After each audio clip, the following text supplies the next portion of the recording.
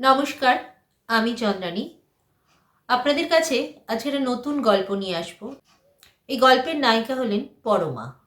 পরমা তার জীবন যুদ্ধের লড়াই, কিভাবে সে জীবনে আজকে এক জায়গায় এসে দাঁড়িয়েছে, সেটা নিয়েই এই গল্প।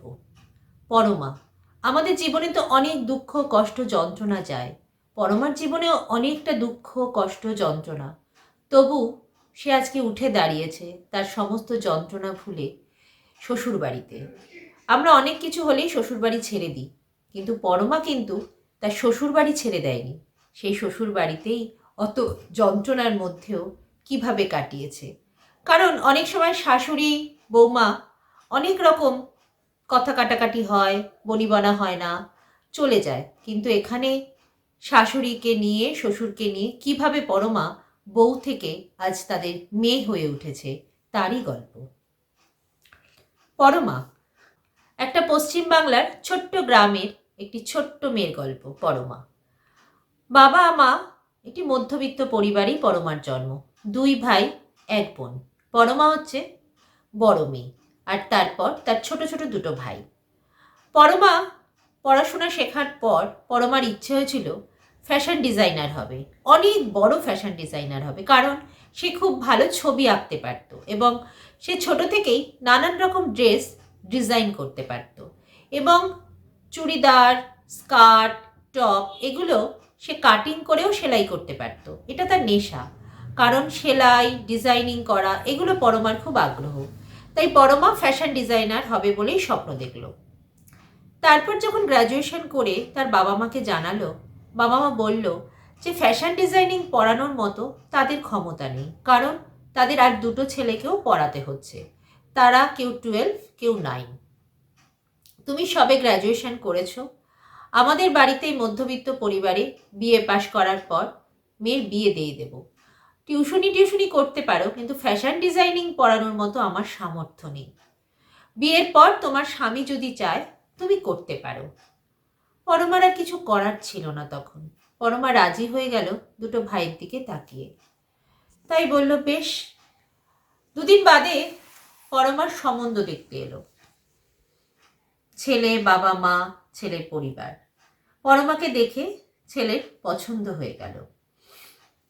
ছেলে রাহুল এক দেখায় পরমার প্রেমে পড়ে গেল। পরমা দেখতেও খুব সুন্দরী ছিলেন এবং পরমার হাতের কাজ দেখে রাহুলের খুব ভালো লাগলো। এত সুন্দর সেলাই, এত সুন্দর ডিজাইন, এত সুন্দর ছবি করে পরমা। বলে তুমি তো একজন শিল্পী। তাই রাহুলের বাবা মারও পরমাকে খুব ভালো লাগলো। পরমার শ্বশুরবাড়িতে রাহুল, রোহিত আর পিঙ্কি, পরমার শ্বশুরের 3 ছেলে মেয়ে। এবার রাহুল আর পরমার বিয়ে। পরমারও রাহুলকে দেখে খুব ভালো লাগলো। ভীষণ ব্যবহার ভালো রাহুলের পরিবারে, রাহুলের বাবা মা, রোহিত আর পিঙ্কির। পিঙ্কি তখন পরমারই ভাইয়ের বয়সী, ক্লাস 9-এ পড়ে। পিঙ্কি ছোট। পরমার রাহুলের বিয়ের পাকা কথা হয়ে গেল, বিয়ের দিনও এসে গেল। কিছুদিন বাদে পরমার রাহুলের সাথে বিয়েও হয়ে গেল। পরমা বাবা মার ঘর ছেড়ে আজ পরমা শ্বশুরবাড়িতে পা দিল। শ্বশুরবাড়ি আসার পর প্রথম দিন থেকেই শ্বশুর, শাশুড়ি, রোহিত আর পিঙ্কির ভালোবাসায় পরমার খুব ভালো লাগলো যে এত সুন্দর পরিবার। পরমার শ্বশুরবাড়ির হচ্ছে ব্যবসা, পরমাদের দোকান। সেখানে রাহুল, রোহিত আর শ্বশুর 3 জন মিলে তাদের দোকান চালায়। স্টেশনারি, মুদিখানা তাদের দোকান। পরমার ছবি আঁকা দেখে রাহুল একদিন রং, খাতা সব এনে দিল। রাহুল বলল তুমি ছবি করো, দরকার হলে বাড়িতে একটা ড্রয়িং টিচার রেখে দেব। রোহিতও বলল যে ভাবি তোমার কোনো অসুবিধা নেই, তুমি যদি ফ্যাশন ডিজাইনার হতে চাও এখন থেকেই সুন্দর সুন্দর ড্রেসে ডিজাইন করো। আমি তো কলকাতায় যাই, আমি সেখানে গিয়ে কথা বলবো, এখান থেকেই তুমি ডিজাইনার শুরু করো। পরমা শ্বশুরবাড়িতে এসে কম্পিউটার শিখলো রাহুল আর রোহিতের কাছে এবং নানান রকম ডিজাইন পরমা শুরু করতে লাগলো এবং সেই ডিজাইনের ড্রেসগুলো পরমা বানাতে লাগলো এবং তার স্বপ্ন একটু একটু করে শুরু হতে লাগলো। শ্বশুর শাশুড়ির অতটা ইচ্ছে ছিল না, কিন্তু যাই হোক, ছেলে যখন বলেছে করুকও, ও কি করবে বাড়িতে বসে, আর এত সুন্দর আঁকে। পরমার শ্বশুর বাড়িটা সত্যি পরমার মনের মতো হলো। বাবা মাও খুব খুশি পরমাকে এই পরিবারে বিয়ে দিয়ে। খুব ভালো ওর শ্বশুর বাড়ি। পরমার রাহুল আজ 1 বছর পূর্ণ করল। বিবাহবার্ষিক হলো বিরাট বড় করে। রাহুল আর পরমা খুব সুন্দর করে দিন কাটালো। তারপর 1 বছর পর শাশুড়ি বলল, পরমা অনেক তো ডিজাইন করছো, ছবি আঁকছো, এবার তো আমাদের বয়স হচ্ছে, একটু তো ঠাকুমা দাদুও হওয়ার ইচ্ছে আছে। পরমা বলল, বেশ তো, রাহুল যা মনে করবে তাই। আর পরমার সত্যিকারের একটা বোন হয়ে গেল পিঙ্কি, কারণ সে বৌদিকে ভীষণ ভালোবাসে। বৌমণি ছাড়া রোহিতও কিছু ভাবে না এবং পিঙ্কিও কিছু ভাবতে পারে না। পিঙ্কি তো পরমা ছাড়া চলতেই পারে না। বৌমণি যেখানে, পিঙ্কিও সেখানে। আর পরমাও পিঙ্কিকে নিজের বোনের থেকে কোনো কম ভালোবাসে না। আস্তে আস্তে পরমা মা হতে চলল। মা হওয়ার পর দেখলো এই বাড়িতে সবাই পরমাকে কত যত্নে রাখে। রাহুল, রোহিত, পিঙ্কি এবং শ্বশুর শাশুড়ি। শ্বশুর কখনো মেয়ে ছাড়া কিছু বলেই না। এত যত্নে রাখতে পারে কাউকে পরমার ভাবতেই পারেনি। পরমাও তাদের খুব ভালোবাসে। আজ পরমা হসপিটালে ভর্তি হলো। পরমার মেয়ে হলো আয়ুষী, ছোট্ট মেয়ে। পরমা মেয়ে নিয়ে যখন ঘরে ঢুকলো তখন পিঙ্কি, শ্বশুর শাশুড়ি সবাই বরণ করে নিল। কারোর কোনো কষ্টই হয়নি যে পরমার মেয়ে হয়েছে। তারা খুব খুশি। তাদের বক্তব্য, ঘরে আমাদের আরেকটা লক্ষ্মী এলো। শ্বশুর বলল, খুব খুশি। রোহিতও খুব খুশি। আর রাহুল তো মেয়ে পেয়ে রাহুল তো ভীষণ খুশি। রোহিতও খুব ভালোবাসে আরশিকে। আরশি এদের সাথে আস্তে আস্তে বড় হতে লাগলো সবার মধ্যে। পরমার বাচ্চাকে নিয়ে অত মাথা ব্যথা নেই। পরমা নিজের কাজ করতেই ব্যস্ত। নতুন নতুন স্যুট সেলাই করছে, আরও ডিজাইন করছে। রাহুলও সেগুলো আস্তে আস্তে নিয়ে যাচ্ছে অনেক জায়গায়, এবং রোহিতও নিয়ে যাচ্ছে। এই করে করে রাহুল আর পরমা একটা ড্রেসের ব্যবসা শুরু করলো, নানান রকমের ড্রেস। পরমা বলল, রাহুল আমরা আরেকটা দোকান করতে পারি। বললো, বেশ তো, আমরা শুরু করবো। আরশি একটু বড় হয়ে যাক, তারপর তুমি ড্রেসের ব্যবসা শুরু করতে পারো ডিজাইন দিয়ে। পরমারও আস্তে আস্তে স্বপ্নটা এগিয়ে চলল। আরশি সবার মধ্যে আদরে বড় হয়ে যাচ্ছে, তো খুব আনন্দে কাটাচ্ছে পরমা। হঠাৎ করে কোথাকার এক রোগ আমাদের সারা ভারতে ছেয়ে গেল, করোনা। এই করোনায় কত মানুষ মারা গেছে। পরমার শ্বশুর বাড়িতেও করোনা এসে গেল, ঢুকলো পরমার জীবনেই করোনা। করোনায় প্রথম রাহুল আর পরমা দুজনেই আক্রান্ত হলো। রাহুল আর পরমাকে সবাই মিলে হসপিটালে ভর্তি করানো হলো। আরশি তখন খুব ছোট, সবে 1 বছর কমপ্লিট হয়েছে। পিঙ্কি, রোহিত সারাক্ষণ হসপিটাল যাচ্ছে আসছে। পরমা রাহুলকে দেখতেও পায় না, অনেক দূরে সরিয়ে রেখেছে তারা। রাহুলের সাথে পরমাও যোগাযোগ করতে পারছে না, রাহুলও পরমার সাথে যোগাযোগ করতে পারছে না। এরপর আস্তে আস্তে রাহুলের কন্ডিশন খুব খারাপ হতে লাগলো। চারিদিকে লকডাউন, হাহাকার, কি অবস্থা! হসপিটাল যাতায়াত করাও পিঙ্কি আর রোহিতের পক্ষে খুব কষ্টকর। আরশি তখন খুব ছোট। রাহুল খুব সিরিয়াস। করোনায় আস্তে আস্তে রাহুলের প্রাণ চলে গেল, রাহুল মারা গেল। পরমা সুস্থ হয়ে বাড়ি ফিরল, রাহুল আর বাড়ি ফিরল না। পরমা অবাক, সব কিছু ভেঙে গেল। পরমা আজ একা। রাহুলের মতো বন্ধু হারিয়ে গেল, হাজবেন্ড হারিয়ে গেল। আরশি এখন 1 বছর। 1 বছর হতে না হতেই সে তার বাবাকে হারালো, বাবার ভালোবাসাকে হারালো। দাদু, ঠাকুমা, রোহিত, পিঙ্কি সবাই হাউ হাউ করে কাঁদছে। পরমার মুখে কোনো উত্তর নেই। পরমা চুপ। খুব কষ্ট হচ্ছে, খুব একা লাগছে। অনেক দিন হয়ে গেল আজ রাহুল চলে গেছে। পরমা খুব একা, ছোট একটা বাচ্চা। পরমার কাজ বন্ধ হয়ে গেল। পরমার আর কিচ্ছু ভালো লাগে না। রোজ রাহুল কত ডিজাইনের কথা বলতো, ফোনে কত কিছু দেখাতে শুরু করলো। আজ রাহুল নেই। রোহিত খুব কেয়ার করছে পরমার। সব সময় দেখছে ভাবির কি লাগবে, কোনটা লাগবে। পরমার বাবা মা বলল, পরমাকে আমরা নিয়ে যাই, ওর মেয়েকে নিয়ে যাই। শ্বশুর বলল, না, পরমা এখানেই থাকবে, আমাদের কাছে থাকবে। শাশুড়ি কিছুদিন দুঃখটা একটু কাটিয়ে উঠে বলল, পরমা, তুই আমার মেয়ে, তাই সারা জীবন তো তোর এইভাবে কাটতে পারে না বাবা। আমি চাই তোর আবার বিয়ে হোক, সংসার হোক, আরশিও বাবা পাক। পরমা অবাক হয়ে বলল, কি বলছো মা তুমি? পিঙ্কি বলল, ভাবি, তোমারও তো একটা জীবন পড়ে থাকবে, সারাটা জীবন তোমার আছে, তুমি আবার বিয়ে করো, আর আরশিও বাবাকে পেয়ে যাবে। পিঙ্কিকে আঁকড়ে আর আরশিকে ধরেই পরমা বেঁচে উঠছিল। সব সময় পিঙ্কি বৌমনির সাথে থাকে। রোহিতও খুব ভালো ছেলে, এখন রোহিত খুব পরমার কেয়ার করে সব সময়। আরশিকে তো আরশির আর বাবার প্রয়োজন লাগছে না, রোহিত ভীষণ ভালোবাসে। পরমার বাড়ির লোককে জানানো হলো যে পরমার জন্য সম্বন্ধ দেখতে। পরমার বাড়ির লোকও রাজি হলো যে পরমার আবার বিয়ে দেব। যেমন ভাবা তেমন কাজ। অনেকগুলো সম্বন্ধ এলো পরমার, কিন্তু কেউ এই আরশিকে ঠিক মন থেকে মানছে না। হয়তো মানছে, কিন্তু ওইভাবে হয়তো মানছে না। একটা বাচ্চা আছে এই ভাবছে। বিধবা মেয়ে, অনেকেই বিয়ে করতে রাজি, কিন্তু বাচ্চাটা শুনে সবার একটু কেমন লাগছে। পরমার শাশুড়ি এগুলো সব লক্ষ্য করল। তারপর শাশুড়ি বলল, না, পরমাকে আমি কোথাও বিয়ে দেব না। পরমা আমার কাছেই থাকবে, এই বাড়িতেই থাকবে। পরমা আর কোথাও যাবে না। সবাই অবাক হয়ে শুনল। শ্বশুর বলল, তুমি কি বলছো বলো তো? না, আমি পরমাকে কোথাও যেতে দেব না। পরমা আমার মেয়ে, আমার বউ, এখানেই থাকবে। আর আমার নাতনিকে কেউ ওইভাবে তাকিয়ে দেখবে, আমার নাতনিকে কেউ ভালোবাসবে না, তা আমি হতেই দেব না। পরমা চলে গেলে আমার নাতনিও চলে যাবে। আমি নাতনিকে ছেড়ে থাকবো কি করে?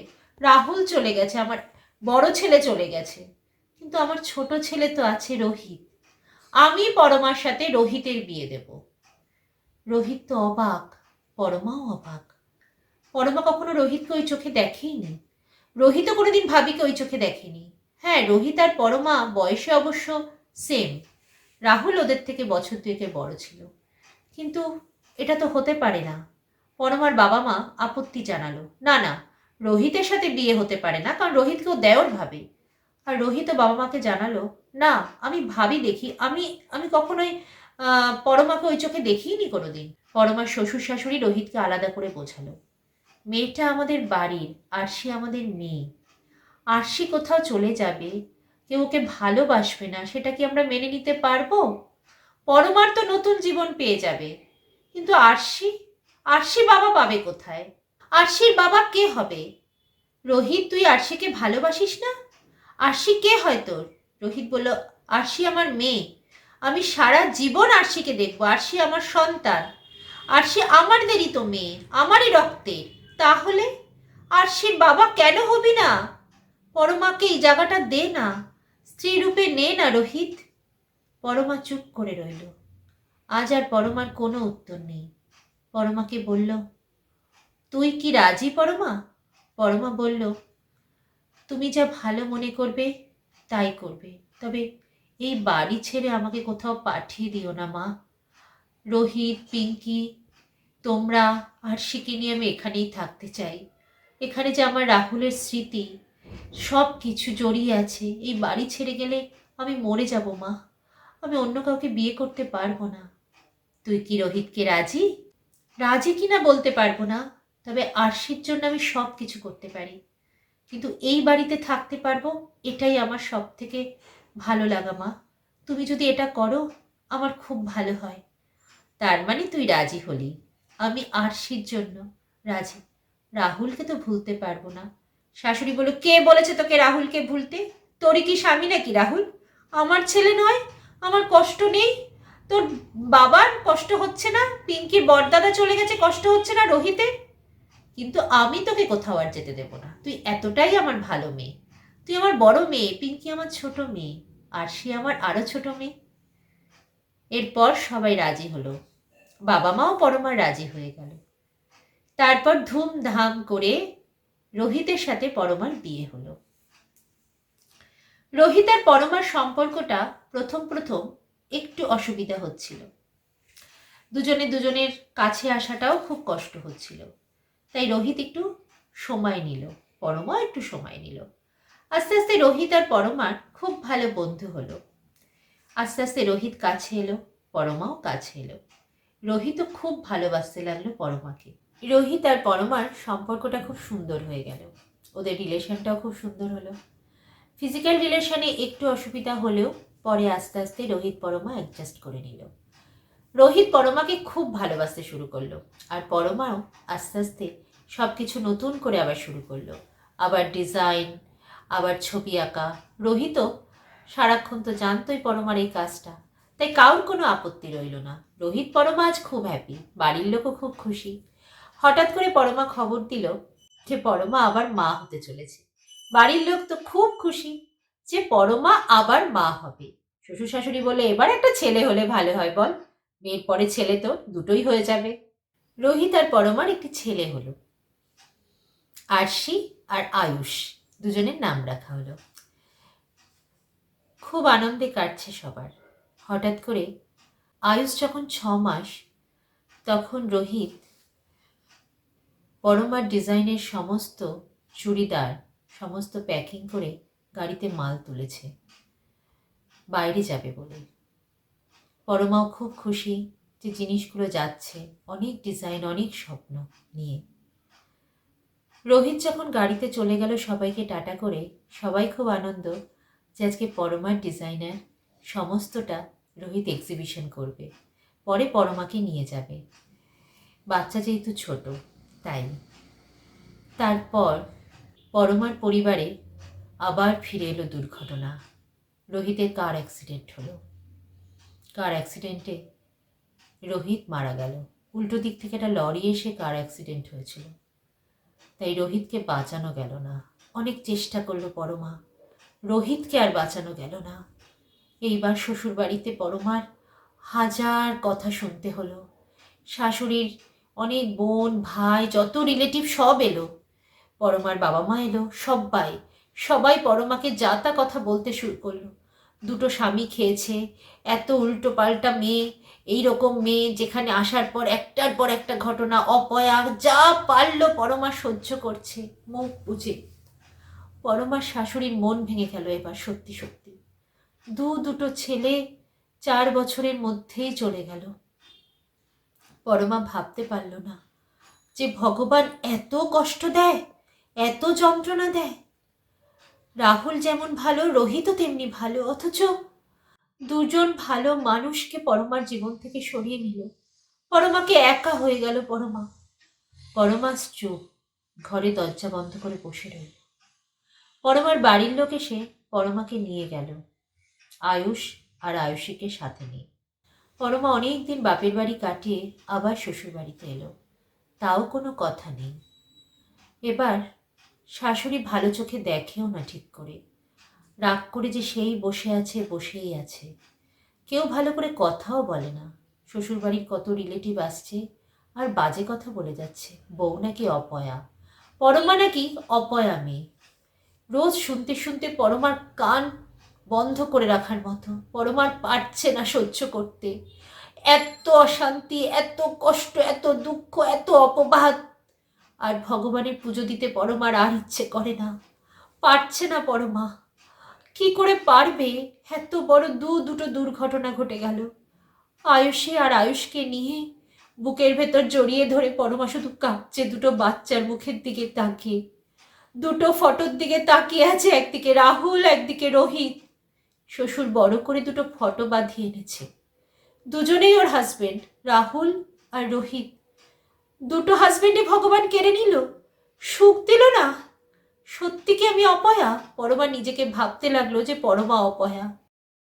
তারপর পিঙ্কি, পরমার সব থেকে কাছের মানুষ এখন পিঙ্কি। পিঙ্কি এখন অনেকটা বড় হয়ে গেছে, কলেজে পড়ে। বলল, বৌমণি তুমি একা কোথায়? আমি আছি, তুমি আজ থেকে আমার দিদি। এই বাড়িতে দুটো ছেলে চলে গেছে তো কি হয়েছে, দুটো মেয়ে তো বেঁচে আছে এখনো অবধি। আয়ুষী আর আয়ুষের কি হবে, বাবা মার কি হবে? মা তো কষ্ট পাবেই, মা তো যা তা বলবেই, কিন্তু আমি তো তোমায় কিছু বলিনি বৌমনি। আজ থেকে তুমি আমার বৌদি নয়, তুমি আমার দিদি। আমার কষ্ট হচ্ছে না, আমি আর রাখি পরাতে পারবো না বড়দাকে, না ছোটদাকে, না আমি ভাইফোঁটাও আর দিতে পারবো না কোনোদিন। কিন্তু আয়ুষ আর আয়ুষের মুখের দিকে তাকিয়ে তো আমাদের বাঁচতে হবে। ওরা কি অন্যায় করেছে বলো? ওরাদের ছোটবেলায় দুটো বাবাকে হারালো। শ্বশুর এসে বলল, পরমা, আমি জানি সবাই তোকে বাজে কথা বলছে, এটা তোর দুর্ভাগ্য ঠিকই, কিন্তু আমার দুই ছেলে চলে গেল, তাদেরও ভাগ্য। আমাদেরও দুর্ভাগ্য, দুটো জোয়ান ছেলে আমাদের চলে গেল রে।